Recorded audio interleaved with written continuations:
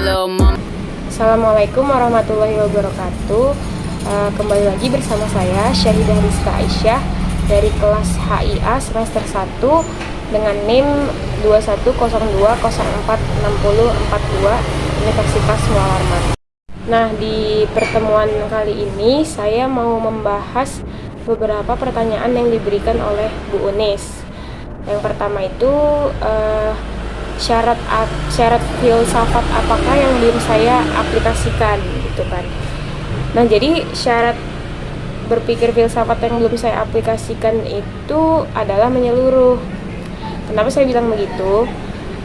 Karena definisi dari menyeluruh secara filsafat itu sendiri adalah ingin mengetahui ilmu dari sudut pandang lain, dan biasanya itu berkaitan dengan moralitas, serta ingin tahu apakah ilmu ini sendiri membawa kebahagiaan untuk diri saya atau tidak.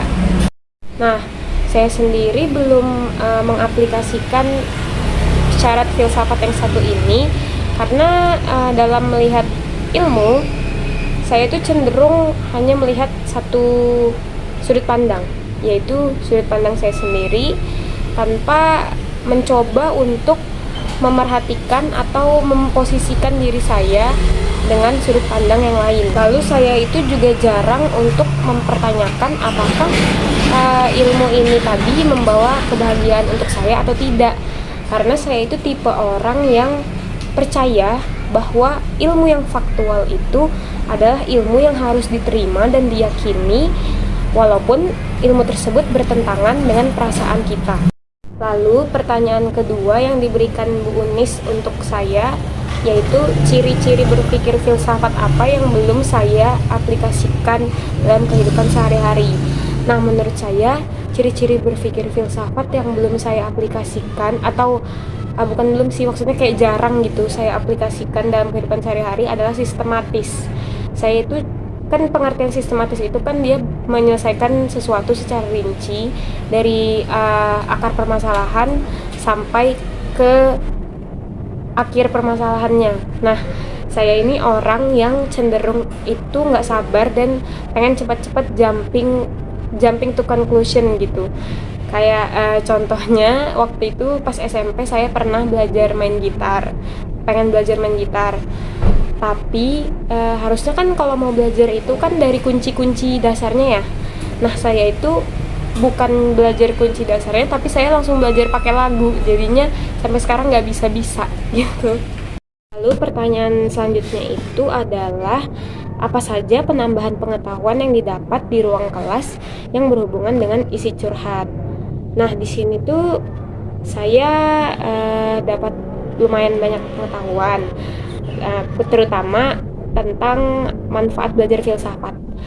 Pada tanggal 25 Agustus itu Bu Unis ada menerangkan manfaat-manfaat belajar filsafat, dan saya sedikit kayak agak kaget gitu, karena ternyata filsafat itu bisa untuk membantu kita mengetahui diri kita sendiri lebih dalam.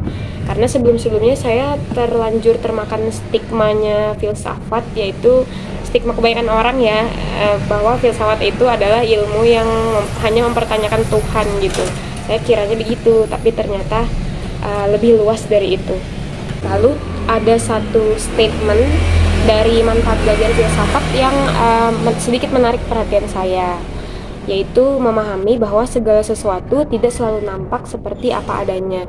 Statement yang tadi itu agak sedikit relate dengan pertanyaan saya di curhat filsafat part 1 kan. Pertanyaan saya itu kan intinya kenapa saya sering dikuasai emosi gitu kan.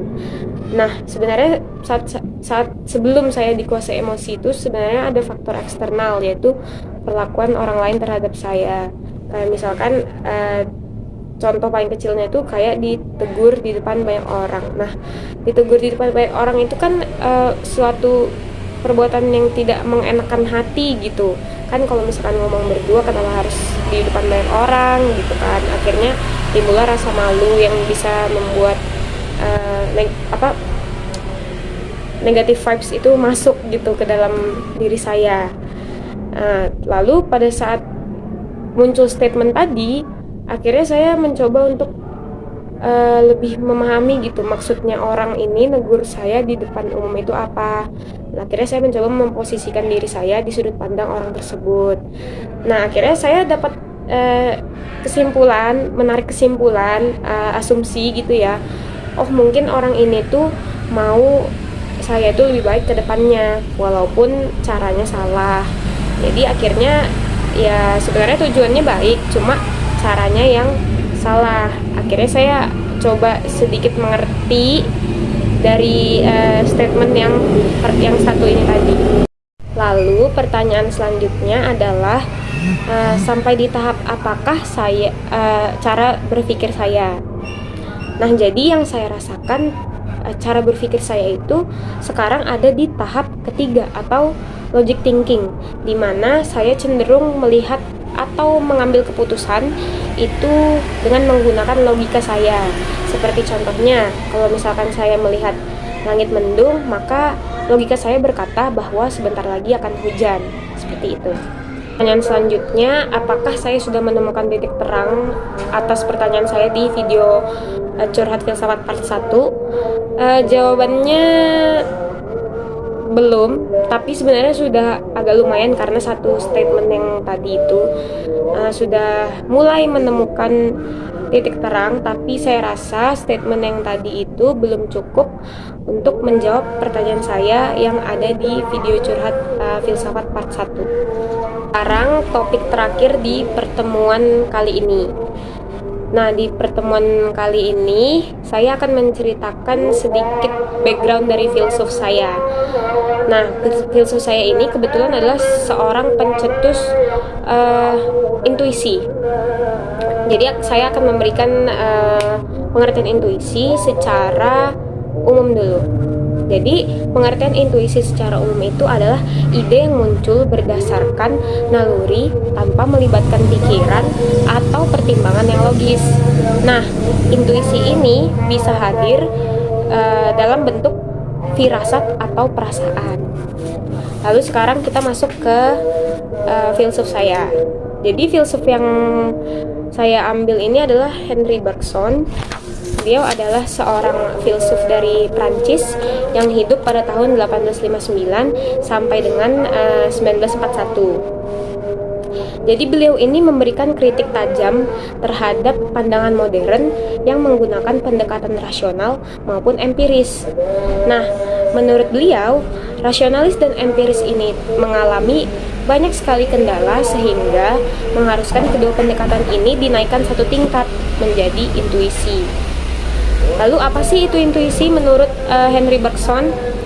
Jadi menurut Henri Bergson, intuisi itu adalah suatu sarana untuk mengetahui secara langsung dan seketika. Dan unsur utama bagi pengetahuan adalah kemungkinan adanya suatu bentuk penghayatan langsung yang bersifat intuitif di samping pengalaman oleh indera. Lalu intuisi itu juga bersifat sangat personal yang menyebabkan kesulitan mengidentifikasi objektivitas intuisi yang sangat pribadi tadi. Nah, intuisi itu juga agak susah dibedakan dengan wishful thinking atau angan-angan. Tapi intuisi itu bukan merupakan ilusi, delusi, dan juga imajinasi. Intuisi melampaui itu semua. Sekian video curhat filsafat part 2 dari saya. Sampai berjumpa di next part.